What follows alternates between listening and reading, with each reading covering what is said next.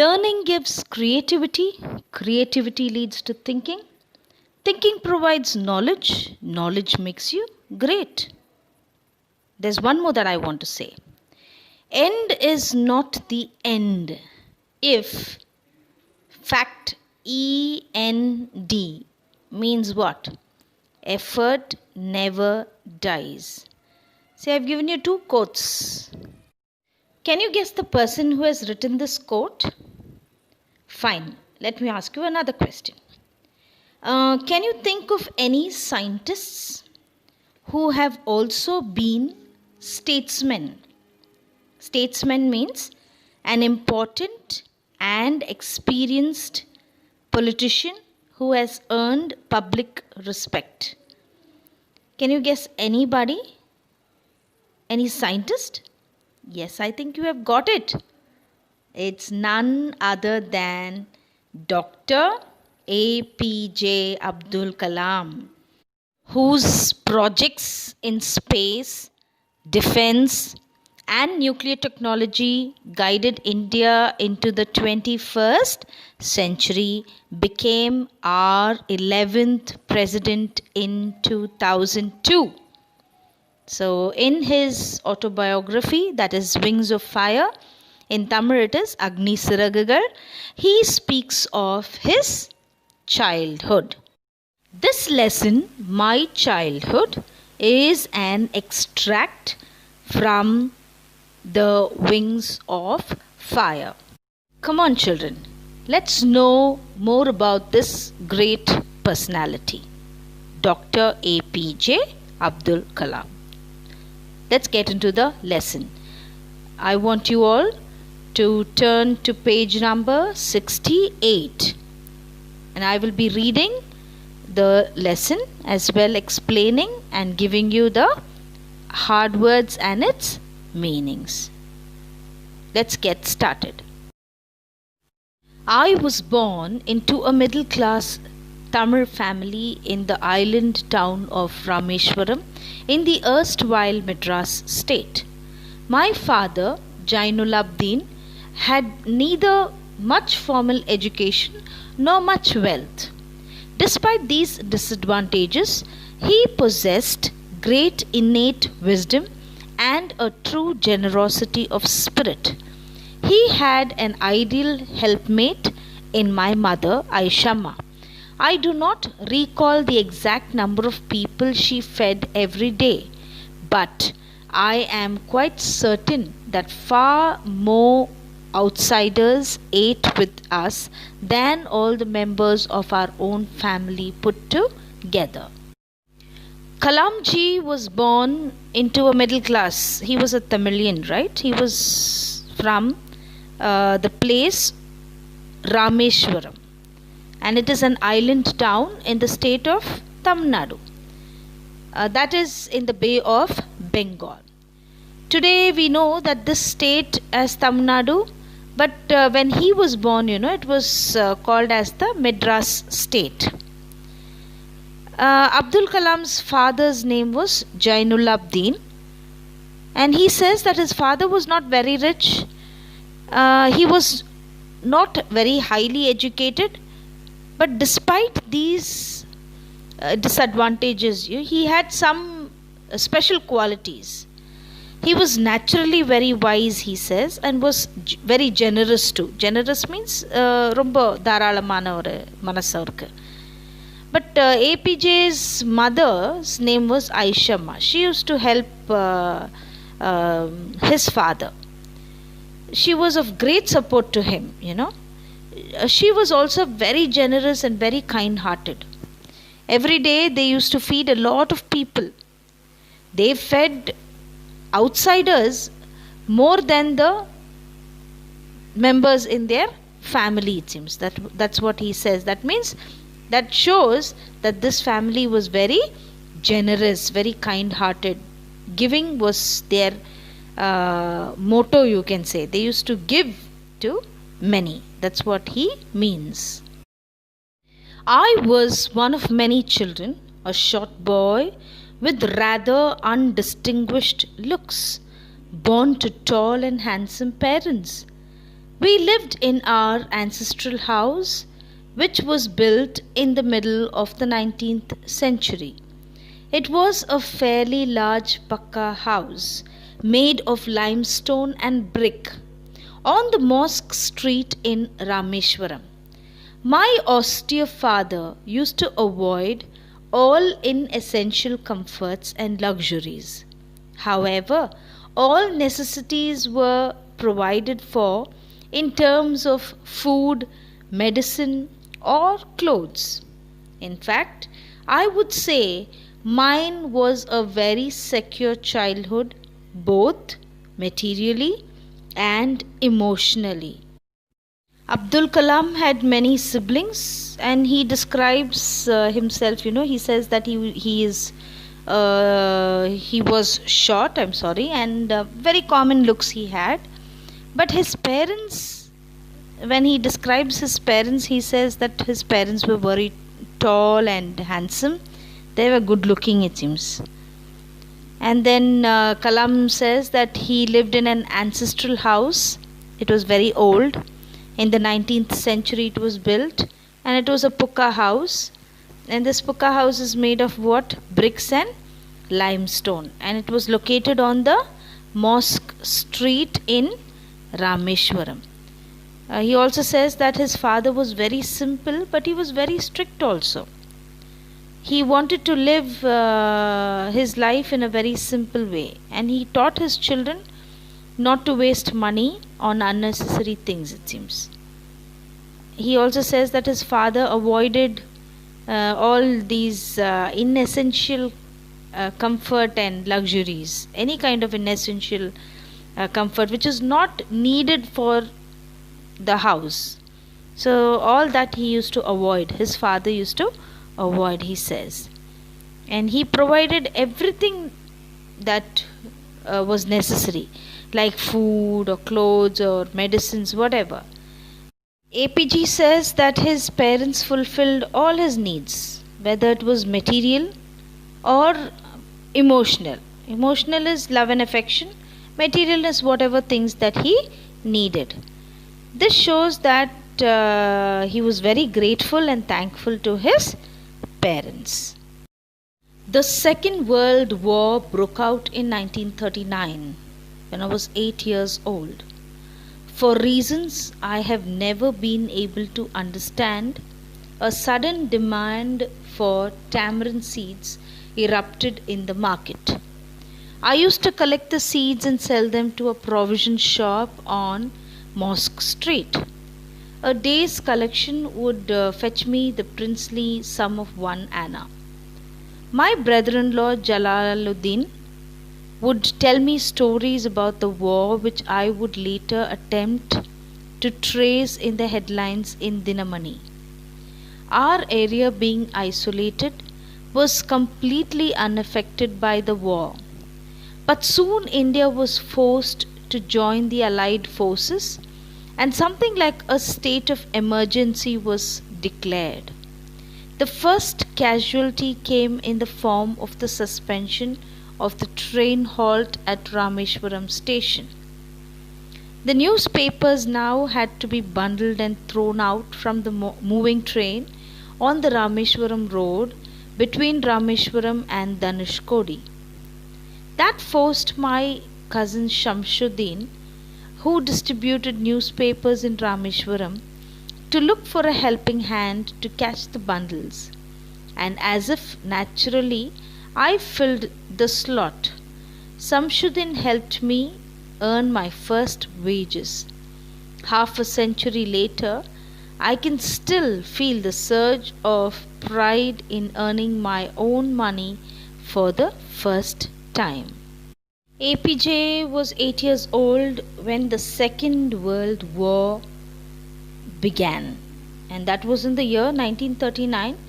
So if we have to calculate, you can say he was born in 1931, isn't it? So that time there was a demand for tamarind seeds. Tamarind seeds, the புளின்னு சொல்றோம்ல, வீட்டில் புளி use பண்ணுறோம்ல, அது tamarind. And the tamarind seeds, there was a demand for these seeds. And what he used to do is he collected the tamarind seeds and sell them to the shop, a provision shop. Provision shop, you go and buy all the groceries, right? So that is the provision shop. That was on the Mosque Street. He used to sell there, and he would earn a very small amount, that is 1 anna, and he addresses it as a princely sum. Princely means very great and valuable, something very great and valuable for him, because that small amount, that meager amount, meant a lot of money to him, right? And here, who his brother-in-law, Abdul Kalam's brother-in-law, Jalaluddin, he used to tell stories about the World War, it seems. Later, what he used to do, he read the newspaper Dinamani. Dinamani was the newspaper those days, and he used to read that and look for more stories and news about the World War. Rameshwaram was a very small town, very far away, so it was not affected much, and it was also, the war was also in the beginning stages, so nothing he could feel over there in his place. But after some time, India had to join the war and combine with the Allied forces. Then a state of emergency was declared in the country. So during this emergency, the president's rule is implemented in the country. It's like a curfew in the country, like what we are actually going through now. Ooradanga solronla, that is curfew. Lot of privileges which are given to the people are withdrawn, so people cannot enjoy. The president's rule is implemented. Okay, and the first impact of the World War II was on the people of Rameshwaram especially. It was the cancellation of the train. Train used to stop at Rameshwaram, right? But it did not stop. The train which came from India used to stop at Rameshwaram station and then went further to Dhanushkodi. But now that halt was cancelled, and the train went from India to Dhanushkodi without stopping at Rameshwaram. And while it came towards Rameshwaram, while it passed Rameshwaram, the newspaper bundles which had to come to Rameshwaram was thrown out of the moving train. You understand? So when the newspapers were thrown out, only those days the news could be heard only through radio or these newspapers. So newspapers were very important.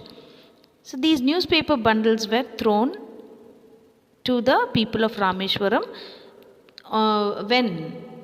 when the train passed through Rameshwaram. Now APJ's cousin, Shamsuddin, he distributed the newspapers in Rameshwaram, it seems. So as the train stoppage was cancelled, what he did was, the newspapers were thrown out and he needed somebody to help him to catch it. So for catching these bundles and to distribute the newspapers, Shamsuddin actually took the help of Abdul Kalamji, and he paid him a salary. So that was the first earning by whom? By APJ Abdul Kalam. So this actually happened 50 years ago. So even now he writes that he feels so happy and so satisfied that he earned his own money with his hard work. That's what he means to say. Every child is born with some inherited characteristics into a specific socio-economic and emotional environment, and trained in certain ways by figures of authority. I inherited honesty and self-discipline from my father. From my mother, I inherited faith in goodness and deep kindness, and so did my 3 brothers and sister. I had three close friends in my childhood: Ramanatha Shastri, Aravindan, and Shiva Prakasan. All these boys were from Orthodox Hindu Brahmin families. As children, none of us ever felt any difference amongst ourselves because of our religious differences and upbringing. In fact, Ramanatha Shastri was the son of Pakshi Lakshmana Shastri, the high priest of the Rameshwaram temple. Later, he took over the priesthood of the Rameshwaram temple from his father. Aravindan went into the business of arranging transport for visiting pilgrims, and Shiva Prakasan became a catering contractor for the Southern Railways. For a child, the figure of authority is his parents, and the next figure of authority can be his teacher, right? Who is this figure of authority? A person who has authority over the child. Now, APJ is saying that whenever a child is born, he has some qualities which he takes from his elders, or which he inherits or acquires from the elders in his family. So, this depends upon the social status, or in terms of money, like you can say socio-economic. Socio-economic means the social status, okay, of the family and the environment at home. So what he has acquired, we shall see.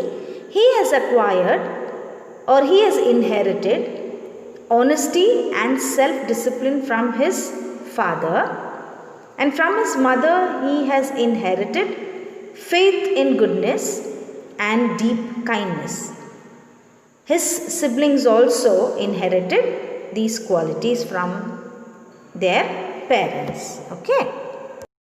APJ had three best friends during his childhood. You know who they were? The first one was Ramanatha Shastri, Aravindan, and Shiva Prakasan.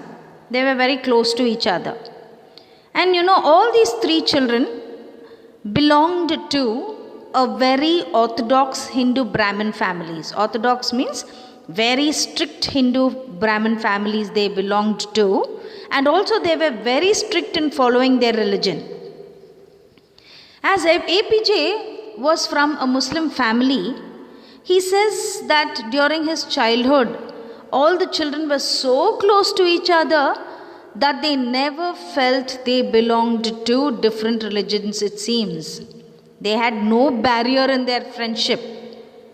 They had no block. They were so free, they were so close to each other. There is a very famous temple in Rameshwaram, the Rameshwaram temple.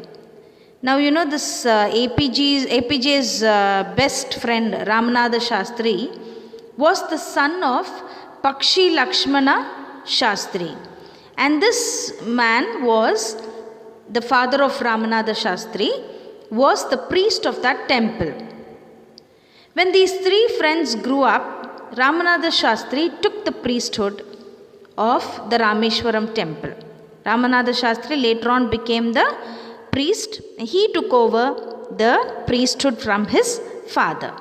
And then Aravindan, you know, he started a business of transporting the pilgrims to and from the Rameshwaram temple. These pilgrims were the people who come to visit the holy places. And last was Shiva Prakasan, and he became a catering contractor, it seems, for the Southern Railways.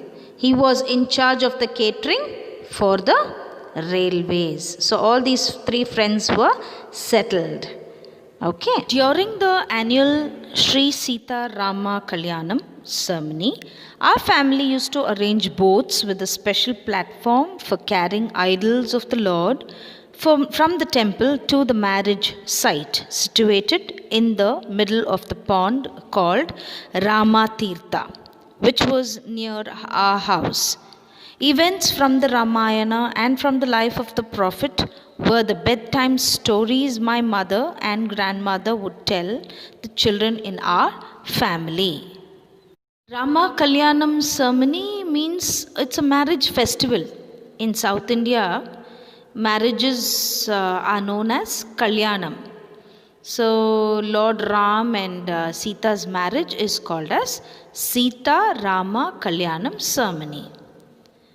So, when this used to take place every year, so whenever this Sri Sita Rama Kalyanam ceremony used to take place, APJ's family also took part in it, it seems. They used to arrange boats for it. They used to make a special platform on the boats on which the statue of Ram and Sita was placed, and it was transported, from the temple to the marriage site. And that marriage site was in the middle of a pond named Ramatirtha.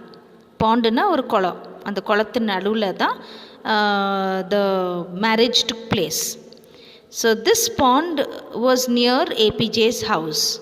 So they grew up like they had no difference. That as he was a child, he had seen no difference between the Hindus and the Muslims. They all participated in the Hindu festivals. So that's how he grew up. And also his mother and grandmother used to tell stories about Ramayana and the life of the Prophet Muhammad. That was their bedtime stories. They used to listen to all those stories, and that's how they grew up without any difference on the grounds of religion. Okay. Now let's read an incident that happened when he was in his 5th grade. Okay. One day when I was in the 5th standard at the Rameshwaram Elementary School, a new teacher came to our class. I used to wear a cap which marked me as a Muslim, and I always sat in the front row next to Ramananda Shastri, who wore the sacred thread. The new teacher could not stomach a Hindu priest's son sitting with a Muslim boy. In accordance with our social ranking, as the new teacher saw it, I was asked to go and sit on the back bench. I felt very sad, and so did Ramananda Shastri. He looked utterly downcast as I shifted to my seat in the last row. The image of him weeping when I shifted to the last row left a lasting impression on me. After school, we went home and told our respective parents about the incident. Lakshmana Shastri summoned the teacher and in our presence told the teacher that he should not spread the poison of social inequality and communal intolerance in the minds of innocent children. He bluntly asked the teacher to either apologize or quit the school and the island. Not only did the teacher regret his behavior, but the strong sense of conviction Lakshmana Shastri conveyed ultimately reformed this young teacher. All of us know that APJ Abdul Kalam belonged to a Muslim family, and Muslims wear a cap on their head which identified him as a Muslim. His friend Ramananda Shastri was a priest's son, so he wore a sacred thread. These Brahmins wear a sacred thread, isn't it? Across their body. So a sacred thread was worn by Brahmins, and that was worn by Ramananda Shastri. When both these children were in class 5, a new teacher came into their class, it seems. So he recalls all that incident that happened then. This new teacher, he could not tolerate a Hindu priest's son sitting next to a Muslim boy. So he told APJ to go and sit on the last bench because the last benches belonged to the lower community people. So both the children felt really very bad. And APJ had to go back, so he changed his seat and went back and sat on the last bench. This Ramananda, who was a very close friend of APJ, felt really very bad. And he still remembers that his friend started to cry very badly. It left a very strong impression on Kalam. He still feels that his friend was so great that he cried for him because APJ was sent back. Both of them went home and they shared this incident with their parents. But this Lakshmana Shastri, who was the father of Ramananda, he could not bear that. What did he do is he called the new teacher. He summoned. Summoned means he called the new teacher. He told him not to kill the children's friendship by throwing the poisonous discrimination, that difference of caste and religion, into their innocent minds. He was very clear, and he told the teacher either to ask sorry for what wrong he has done, or he asked him to leave the school and Rameshwaram town itself. So the teacher asked sorry for the mistake he had done, and the young teacher was reformed, was changed. Could not stomach. Could not stomach means could not tolerate, and then downcast is sad or depressed, you can say. Conviction, a strong opinion or belief. Let's see to Abdul's science teacher, who was an inspiration. On the whole, the small society of Rameshwaram was very rigid in terms of the segregation of different social groups. However, my science teacher Shiva Subramania Iyer, though an orthodox Brahmin with a very conservative wife, was something of a rebel.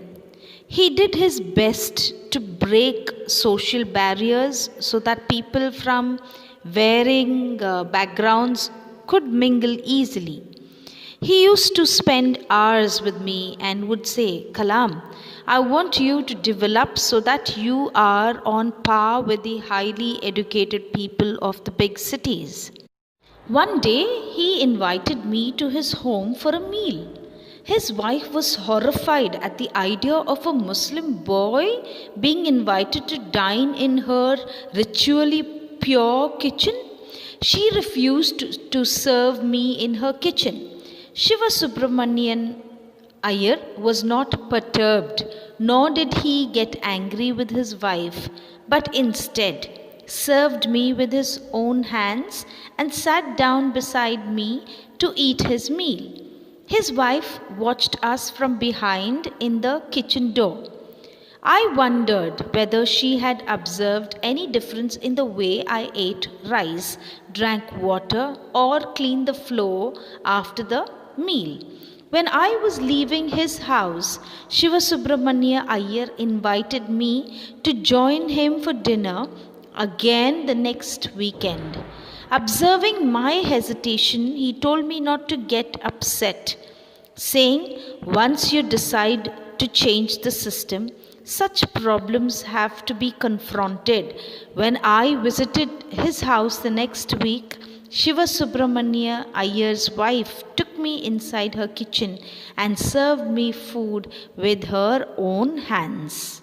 This small society of Rameshwaram had, very rigid terms. Rigid means very strict terms of the segregation.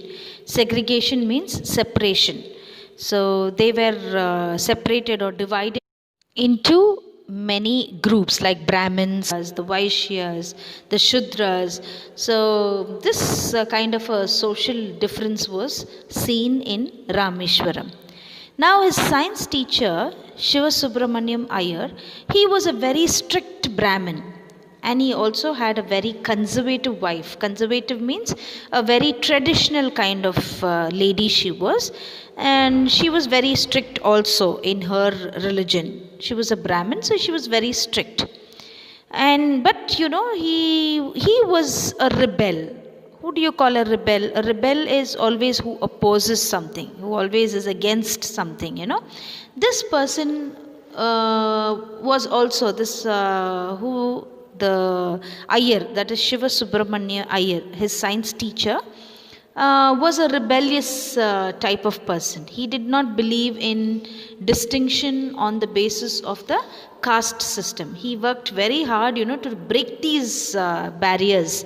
He didn't want this to happen. He wanted everyone of every kind of people, every religion people to mingle with each other or to interact. Mingle means to join, to interact with each other. And also he told Kalam that Kalam has to work hard. He encouraged him to work hard so that he could be on par. On par means at the same level as the highly educated people who lived in the big cities were. So he was a very encouraging person, a rebel you can call him. Rebellious in opposition. So he never liked all these differences. So that kind of a person was his science teacher. And who was his science teacher? He was Shiva Subramanya Iyer. One day what happened, he invited APJ to his home for a meal. And his wife was horrified. She was scared that a Muslim boy, he comes from a Muslim family, So if he comes in, he would make her kitchen impure, unclean it might become. That's how they believe. So she refused to serve food for the Muslim boy in her kitchen. But Shiva Subramaniam, he never cared for all that. He was not upset. Iyer was not perturbed. Perturbed means he was not upset, nor did he become angry with his wife because she was hesitating, to serve food for the boy. He never was upset of all that. He never got angry also. What he did was, he sat beside him next to APJ and he served himself. He served for the boy. But what his wife did was, she stood beside the kitchen door and she was watching what they were doing, how APJ was having his food, his meal.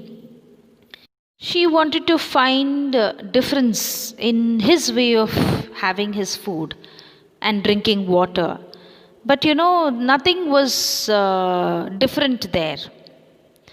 So that's what he wants to highlight, that religion does not matter, as it does not alter the way in which a person eats his food. When APJ was about to leave Subramaniam's house, he invited him once again for dinner the next week. So he asked him not to get upset. Abdul was a bit hesitant. He didn't want to, he was quiet and he didn't want to come again because he felt a bit bad. But still, Iyer says, no, don't be upset. So he added that he had decided to change the system. So we have to go against the norms or the rules of the society. He had to be strong and brave and confront. Confront means face the situation. That's what Iyer taught, the science teacher taught taught APJ. So when he visited his science teacher's home for dinner the next week, his wife invited him. She called him herself, made him sit in her kitchen, and she served him food with her own hands. So this is the change that happened. That's what he says. Now he is leaving Rameshwaram. Then the Second World War was over and India's freedom was imminent. Indians will build their own India, declared Gandhiji. The whole country was filled with an unprecedented optimism. I asked my father for permission to leave Rameshwaram and study at the district headquarters in Ramanathapuram. Now, the Second World War got over in the year 1945 and India was about to get its freedom. So, this happened in the year 1947, isn't it? Now, Mahatma Gandhiji, who is known as the father of our nation, he said that Indians would build their own India very soon.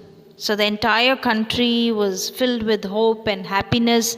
Everyone was experiencing a feeling that they had never felt before. So everyone was hoping and they were waiting for the freedom. And this is the time when Abdul Kalam ji, he asked his father for permission to leave Rameshwaram, because Rameshwaram was a very small town, but he wanted to study further. So as he wanted to study further, he asked for permission to go to the district headquarters, that is Ramanathapuram. Let's see what his parents told him. He told me as if thinking aloud, Abdul, I know you have to go away to grow. Does the seagull not fly across the sun, alone and without a nest? He quoted Khalil Gibran to my hesitant mother. Your children are not your children. They are the sons and daughters of life's longing for itself. They come through you, but not from you. You may give them your love, but not your thoughts, for they have their own thoughts. Now his father gives an example of a seagull. He says that his father told him that he knew that APJ needed to go away so that he could move ahead in life. If he has to grow, he can go. So he gives the example of this bird. He says, see, the seagull doesn't bother. It just flies away in the sky all alone. It does not have a nest too. It means it does not have a home of its own as it keeps on flying from one place to another.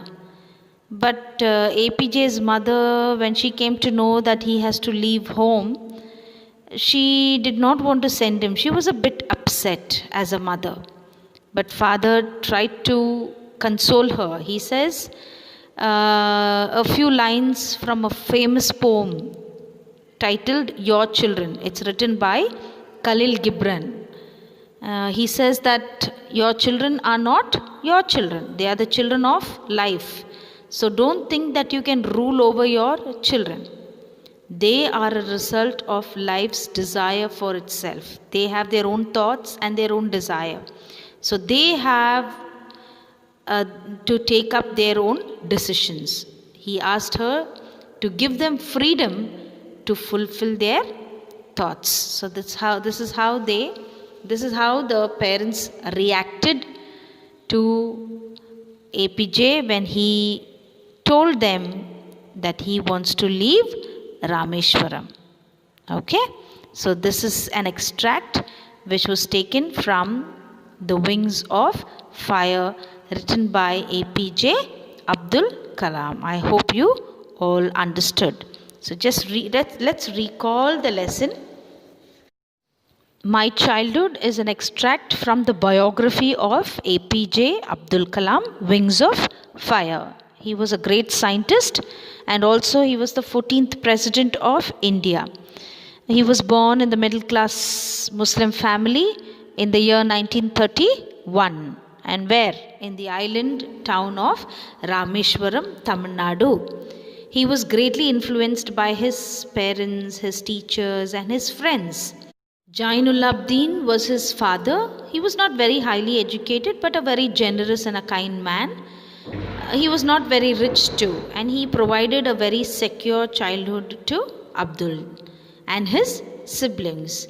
Now APJ inherited what? Honesty and self-discipline from his father, And from his mother, what did he inherit? He inherited faith, goodness, and deep kindness. And his first wages, what was his first wages? He worked as a helping hand to his cousin Samshuddin, right? He distributed newspapers. He collected the newspapers and he distributed the newspapers in Rameshwaram. And he had 3 friends, Ramanatha Shastri, Aravindan, and Shiva Prakashan. Also, in the 5th grade, what happened? A new teacher asked him to sit in the last row because he was sitting with the high caste Brahmin boys. But Abdul found Ramanatha Shastri crying.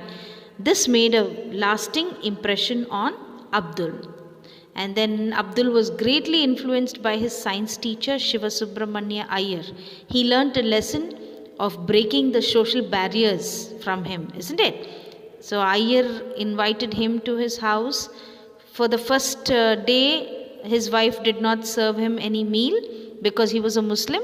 But then when she watched him eat and drink water, she could find no difference. And the next time when he was invited, he convinced his wife to serve meal with her own hands and was very successful in changing her conservative attitude. And then he wanted to go for higher education, so he asked permission from his father to leave where? To leave Rameshwaram and to study at the district headquarters in Ramanathapuram. His father said that Abdul had to go a long way and he had to come up in his life, grow. So he took the example of a seagull bird which flies long distances without having a nest. And he consoled and calmed APJ's mother, who was hesitant, by quoting this Khalil Gibran's poem, that is, your children. He said that your children are not your children.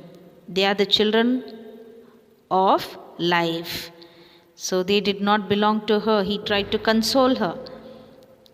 And he asked her to give them freedom to fulfill their thoughts and desire. So this is what is the lesson, My Childhood. A very beautiful lesson and an inspiration to all of us.